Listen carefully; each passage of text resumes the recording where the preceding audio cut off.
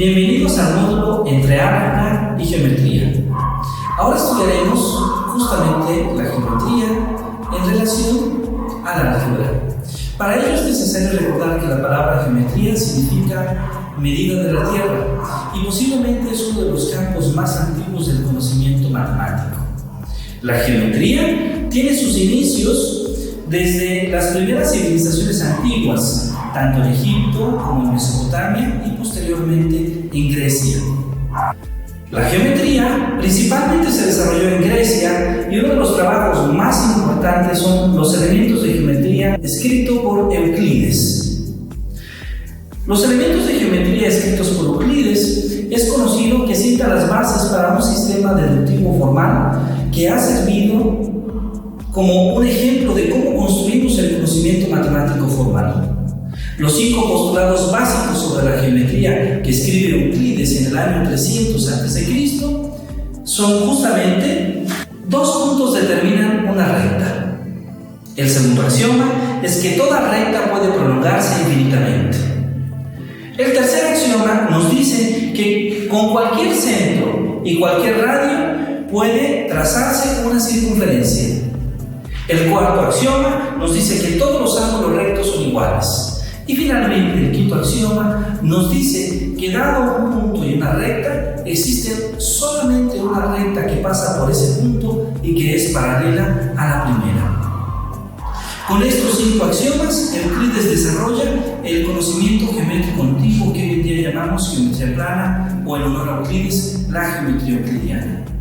Dentro de los teoremas clásicos que conocemos en la geometría, tenemos por una parte el teorema de Pitágoras. Pitágoras de Samos, un matemático griego que nos platica sobre las propiedades que tienen las longitudes de un triángulo rectángulo. Es decir, si nosotros tenemos un triángulo rectángulo, tenemos a los lados A y a los lados B que forman un ángulo recto y que llamamos catetos, y el lado C que llamamos hipotenusa.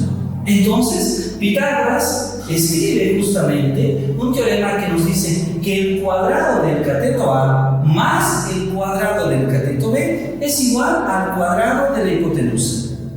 Es decir, que C cuadrada es igual a A cuadrada más B cuadrada, donde A y B son los catetos de este triángulo rectángulo y C es la hipotenusa.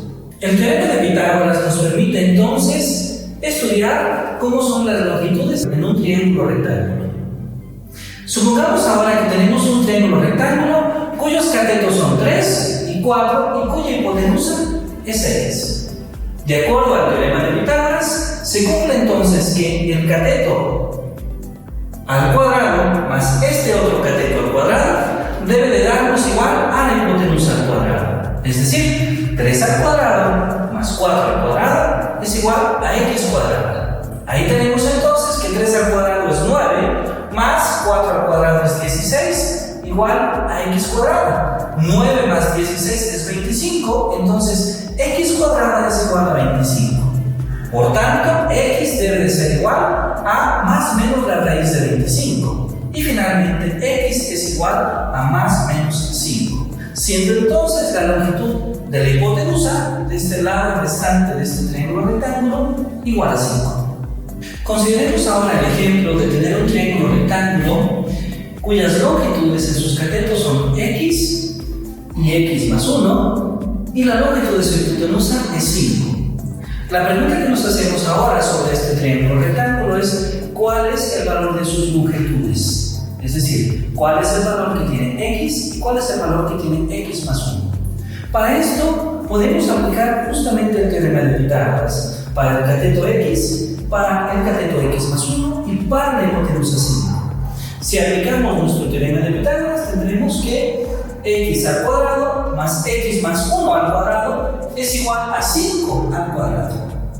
X al cuadrado es X cuadrada y X más 1 al cuadrado es X cuadrada más 2X más 1 igual a 5 al cuadrado, que es 25.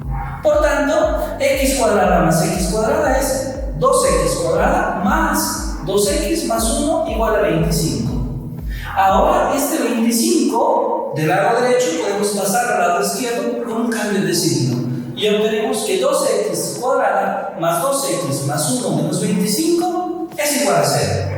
Finalmente, 2x cuadrada más 2x menos 24 es igual a 0. Podemos observar que esta expresión algebraica que tenemos es justamente una ecuación polinomial de grado 2. Y recordemos que para las ecuaciones polinomiales de grado 2, es decir, las ecuaciones de la forma f de x igual a ax cuadrada más bx más c, donde a, b y c son números reales, tienen por solución que x es igual a menos b más menos la raíz de b cuadrada menos 4ac entre 2a. Sustituyendo esta ecuación justamente para los valores donde a es 2, donde b es 2 y donde c es menos 4, obtenemos que x es igual a menos 2 más menos la raíz cuadrada de 2 al cuadrado menos 4 por 2 por menos 24 entre 2 por 2.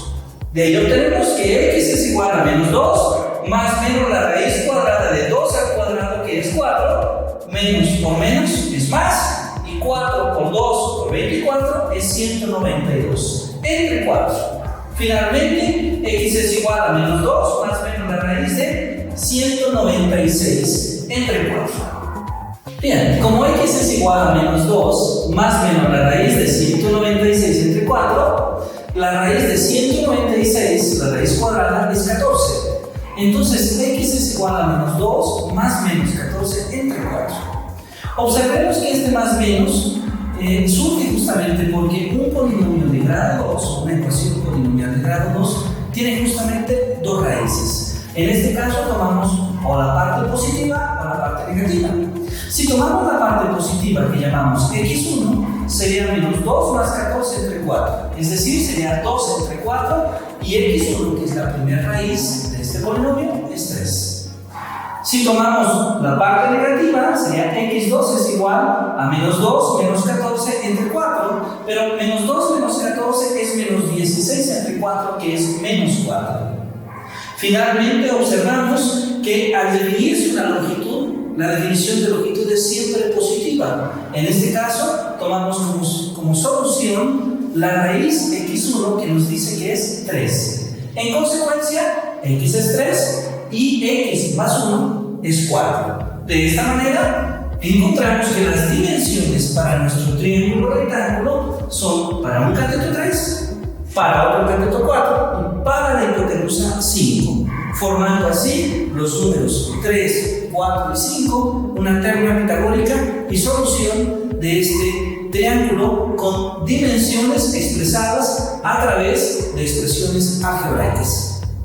Uno de los teoremas clásicos dentro de la geometría plana es el teorema de Tales. ¿Y qué nos dice el teorema de Tales? Que si nosotros tenemos un triángulo, como el triángulo A, B y C, y trazamos un segmento de E que sea paralelo a B y a C, partimos entonces el triángulo en segmentos proporcionales. El número áureo o el número de la proporción áurea es un número muy importante en las matemáticas que ha estado ligado a diferentes conceptos en la estética. Desde el canon de Lisipo hasta el canon de Da Vinci, hasta las diferentes imágenes que tenemos en la arquitectura, el universo, las plantas, los árboles, están ligados justamente a la proporcionalidad áurea. Pero la definición exacta de esta proporcionalidad está ligada al concepto de unidad. Una unidad que es dividida en un extremo por x y que nos queda de otro lado 1 menos x. La pregunta es entonces, ¿cuál es la proporción que hay entre x con respecto a la unidad y de 1 menos x con respecto de x? Esto nos permite entonces expresarlo a través de una proporcionalidad algebraica. 1 menos x sobre x es igual a x sobre 1. Entonces, de ahí obtenemos que 1 menos x por 1 es 1 menos x igual a x por x, x cuadrado. En consecuencia, tenemos que 1 menos x es igual a x cuadrada y de ahí x cuadrada más x menos 1 es igual a 0, obteniendo una ecuación polinomial de orden 2. Una ecuación polinomial de orden 2 que, en términos generales, se expresa de la forma ax cuadrada más bx más c, donde a, b y c son números reales y donde x es igual a menos b más menos la raíz de b cuadrada menos 4ac entre 2 veces a. Bueno, pues esto nos permite entonces afirmar que la solución de esta ecuación polinomial es justamente el número áureo, que es un número cuya naturaleza es irracional algebraica. Observemos entonces que al utilizar la ecuación x igual a menos b más menos la raíz cuadrada de b cuadrada menos 4ac sobre 2a, podemos entonces obtener la raíz de nuestro polinomio x cuadrada más x menos 1 igual a 0, que es x igual a menos 1 más la raíz cuadrada de 5 entre 2. Si nosotros tomamos esta raíz y la sustituimos en la proporcionalidad x sobre 1 menos x, pues obtenemos que esto es menos 1 más raíz de 5 entre 2, entre 1 menos, paréntesis, menos 1 más raíz de 5 entre 2. Lo cual es lo mismo que menos 1 más raíz de 5 entre 2, entre 3 más raíz de 5 entre 2. Y esto es igual a menos 1 más raíz de 5, raíz cuadrada de 5, entre 3 más raíz cuadrada de 5.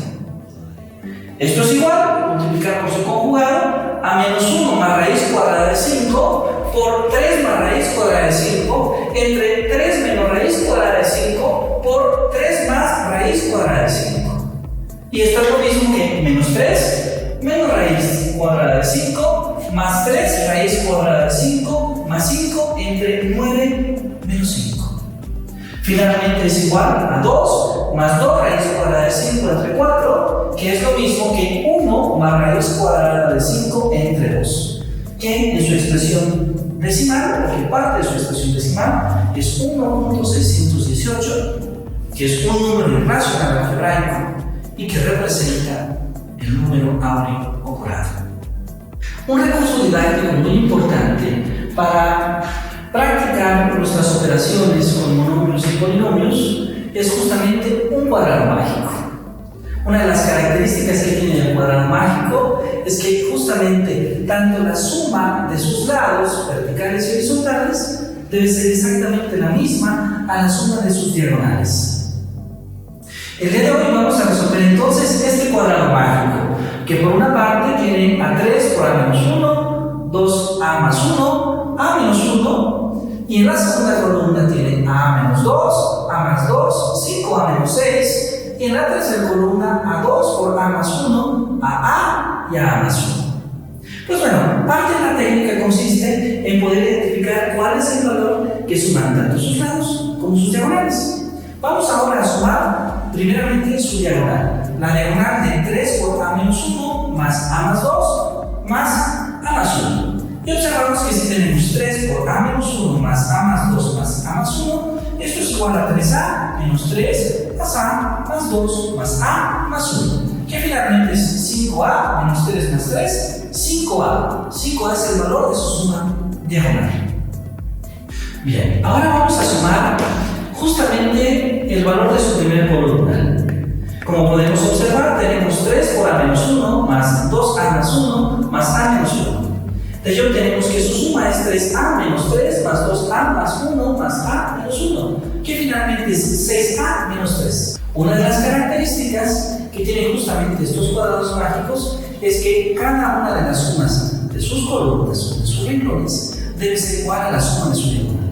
En este caso nosotros ya hemos sumado su diagonal y hemos obtenido que es igual a 5a. Por otra parte, la suma de su primera columna es 6a menos 3. Entonces se debe de cumplir que 5a es igual a 6a menos 3, de donde tenemos justamente que a debe de ser 3.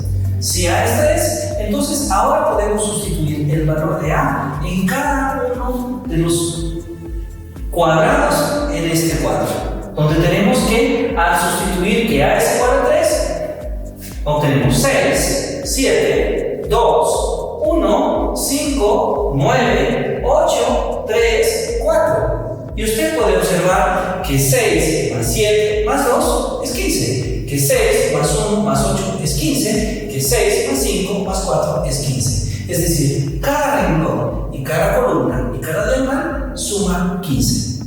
Uno de los enfrentamos en educación básica es justamente cuando tenemos que trabajar con diferentes potencias.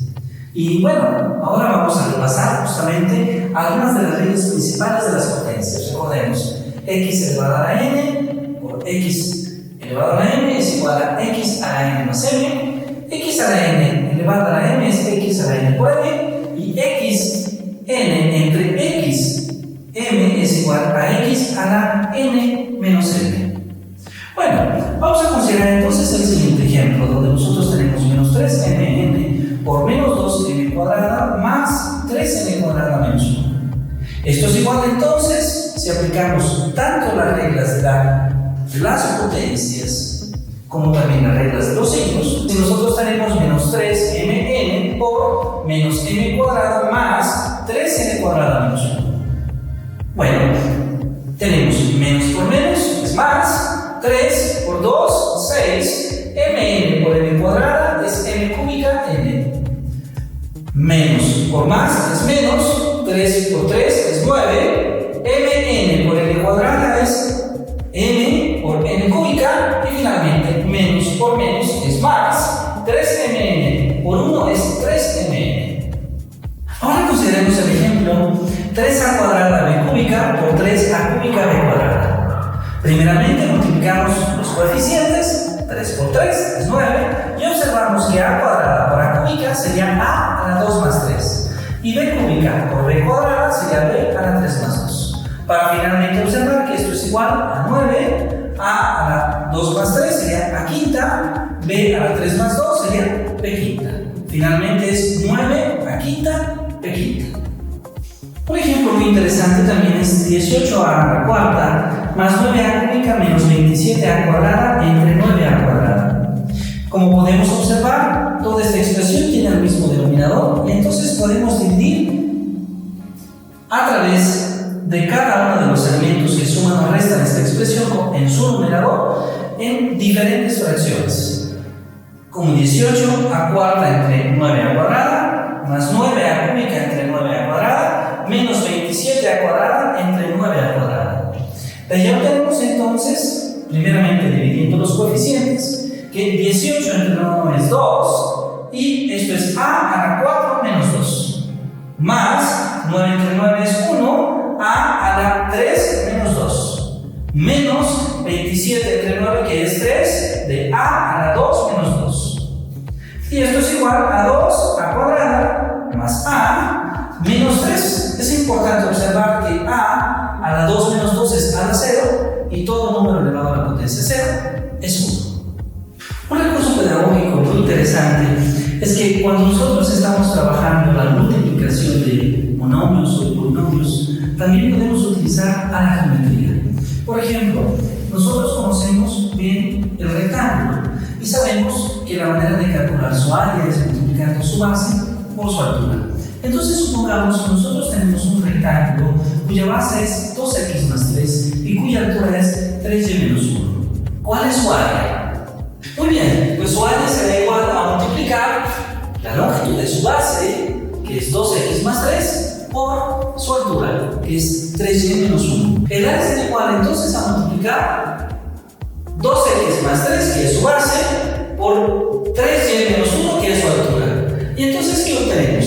2x por 3y es 6xy, 2x por menos 1 es menos 2x, más 3 por 3y es más 9y, y más 3 por menos 1 es menos 3. Entonces, su área sería 6xy menos 2x más 9y menos 3. También es interesante si nos preguntan cuál es el perímetro de este rectángulo. Sabemos que el perímetro es la suma de la longitud de cada uno de sus lados, y en este caso el rectángulo tiene justamente dos lados iguales, es decir, dos lados cuya longitud es 2x más 3 y otros dos lados cuya longitud es 3y menos 1. Entonces el perímetro sería 2x más 3 más 2x más 3 más 3y menos 1 más 3y menos 1. De ello tenemos que es igual a 4x más 6 más 6y más 1, y finalmente 4x más 6y más 7. Uno de los conceptos más importantes que encontramos en la docencia es justamente nuestra noción de aprendizaje. una idea que ha venido cambiando a lo largo de la historia y que podemos dialogar sobre ella desde los primeros trabajos en Aristóteles, Tomás Aquino, hasta las teorías más contemporáneas que surgen a finales del siglo XIX y principios del siglo XX. El aprendizaje, que a principios del siglo XX se miraba simplemente como un cambio en la conducta del individuo y que se debía principalmente a una sucesión de estímulos y de respuestas, hoy en día tiene nociones que nos permiten cada vez comprender mejor este concepto. En los últimos años hemos escuchado nociones muy valiosas sobre que aprendemos a través justamente de la relación que establecemos con nuestro entorno exterior, pero también aprendemos a través de procesos interiores. Y justamente uno de los elementos fundamentales en relación de estos procesos interiores y procesos exteriores son los actos de aprehensión, que son los actos en los cuales nosotros recibimos la información del medio y le asociamos un significado. Estos actos de aprehensión que son requeridos a través de la percepción y que justamente a través de ella, a través de lo que escuchamos, oímos, vemos, olemos, tocamos y sentimos, nos permiten asociarle un significado a todo esto. Los actos de aprehensión se convierten así en representaciones mentales que son asimiladas y que son acomodadas en nuestra mente a través de la importancia que representan cada uno de estos. Una de las teorías más actuales que tenemos sobre el aprendizaje es la teoría del aprendizaje significativo, desarrollada en primera instancia por David Ausubel y por Jeremy Bruner. Esta es una teoría muy importante porque justamente nos permite relacionar tanto los campos de formación académica que entendemos en este curso, como también las habilidades socioemocionales. Ausubel y Bruner entonces son quienes descubren que el aprendizaje no solamente tiene un componente cognitivo, es decir, que en efecto adquirir conocimientos y desarrollar habilidades es un elemento fundamental para el desarrollo de la persona, pero que no es suficiente, necesitamos también desarrollar actitudes, es decir, el aprendizaje no solamente tiene un componente cognitivo, sino que además tiene un componente afectivo.